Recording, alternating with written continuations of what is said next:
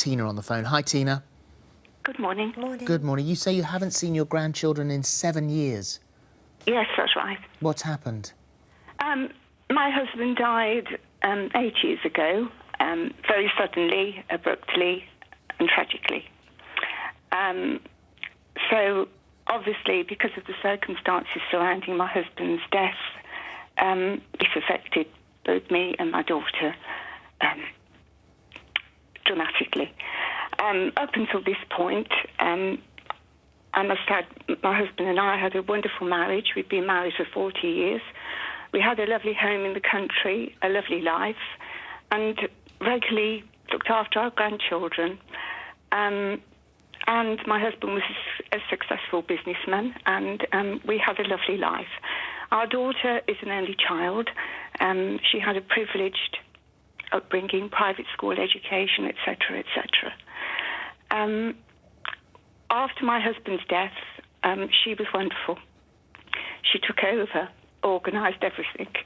I went to stay with her for a while, and that's when that's when things started to break down. Right. So I came home to the small village I lived in and started to pick up the pieces. I tried several times to get my daughter to let you see the grandchildren. Yes. And it's been 7 years since you've seen those grandchildren, and you've gone down the legal route. She's had letters written to her, but the law, as we know, says you have absolutely no legal rights, but you're trying to find something that you can cling to try and change the situation. Can I just check, so is your daughter, she's still with her partner? There's not a divorce involved here? No, no, they're still together. Right.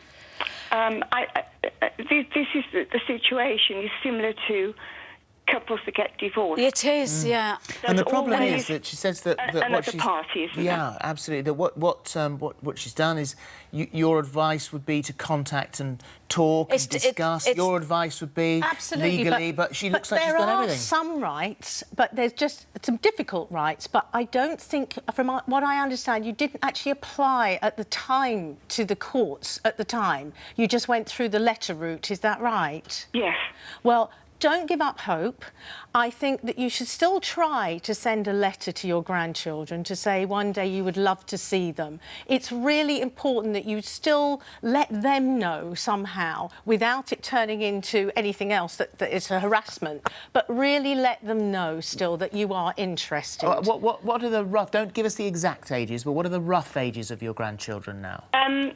Well, the eldest is now in his teenage years, right, and the youngest is a little bit younger. Okay. I did initially send them money and a little card for their birthday and Christmas, but I was told by a family member that these were torn up, thrown on the fire.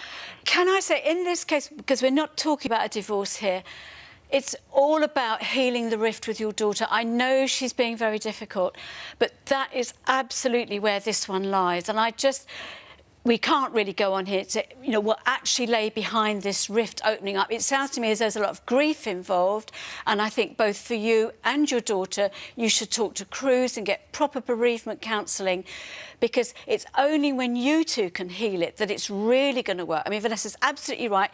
Reach out to the grandchildren, get messages through other people, if not through your daughter, that the grandchildren know you love them, you want to be in contact with them.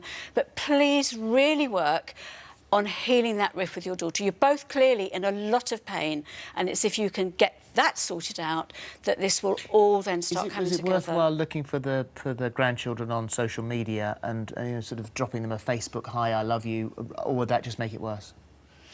I'd be very nervous of doing that. You've got to be very careful about doing that, because if there's this kind of antipathy between people, sometimes it can lead to claims of harassment, then there's applications to stop them doing it, and it just makes it worse. They could feel torn. I think I would leave that until they're at least, say, 18. I think they would need to be adults before you start doing anything that the parent's going to be unhappy with. Yeah. All right. Then it might be worth taking. So it has to be a healing between you.